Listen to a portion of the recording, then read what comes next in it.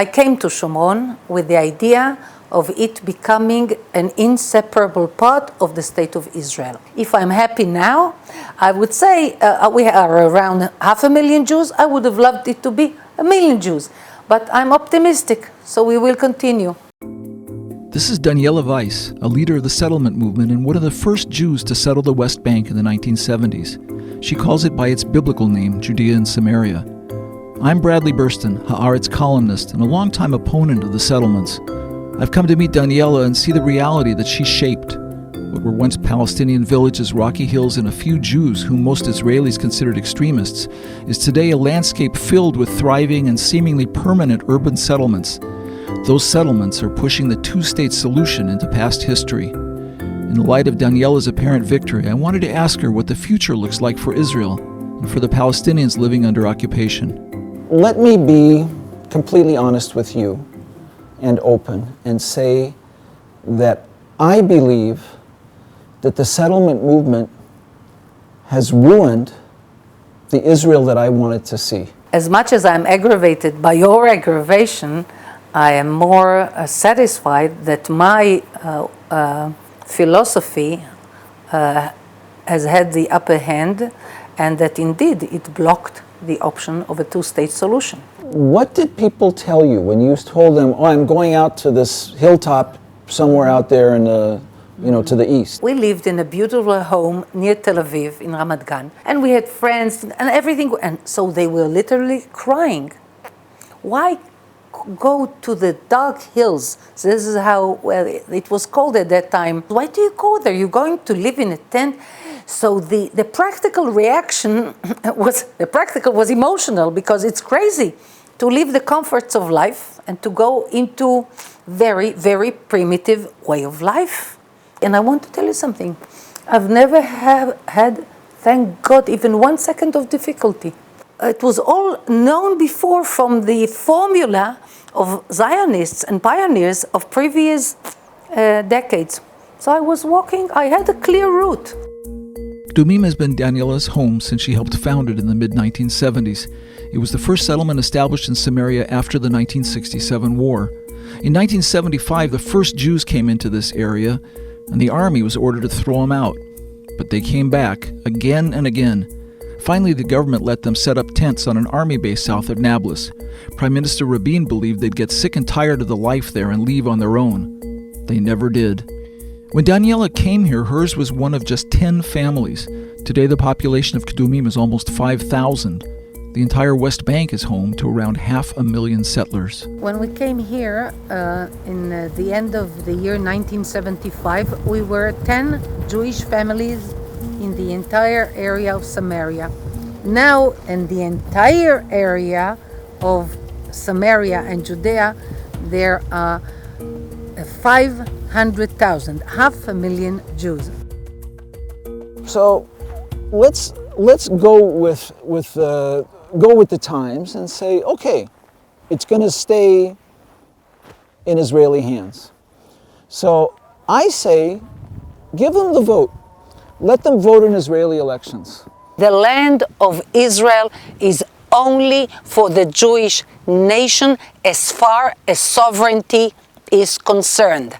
Arabs can live here, have their rights, human rights. They can have their education and culture, but not sovereignty. So when I talk to North American Jews, especially young North American Jews, and I talk to them about how they feel about Israel, and also their alienation, their growing alienation from Israel, the one strongest element by far in their feelings of alienation from Israel, that element is the settlement movement and what the occupation represents in terms of the denial of Palestinian rights to millions of people. People say to me, why don't you explain to the Jews in the United States what is exactly behind your thinking? I explain.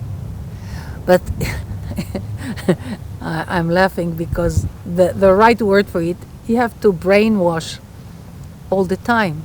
You have to say, to explain it, to live it, to cope with it.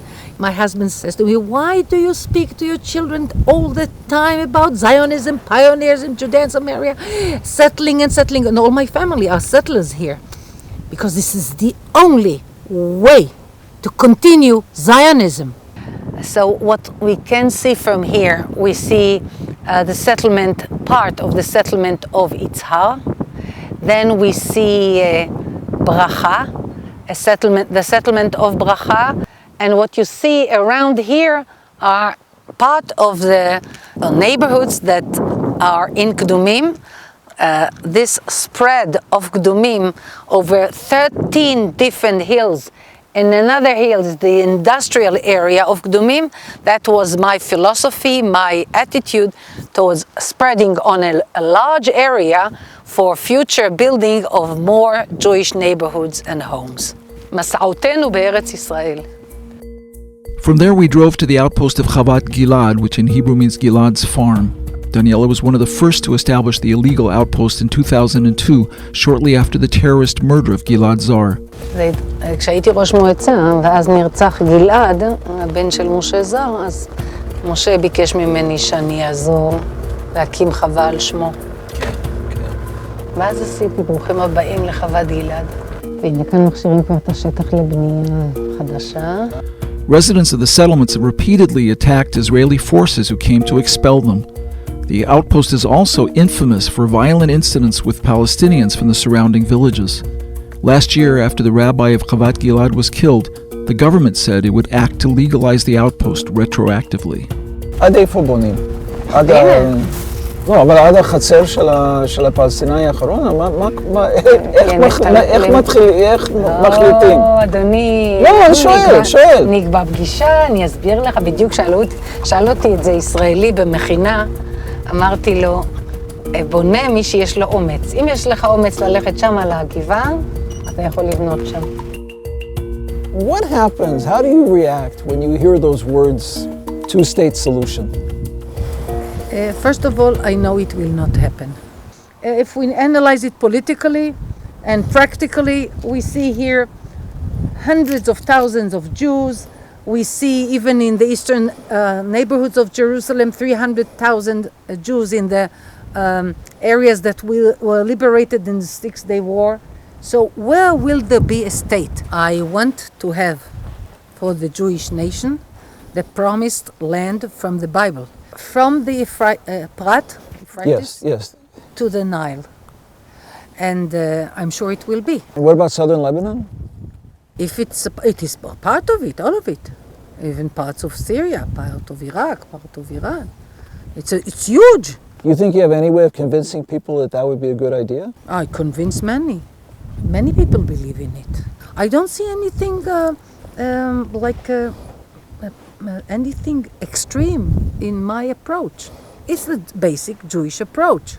I wish I shared your feeling about the future. I am worried. I can tell you that I am worried that this is the place which will result in the end of Israel.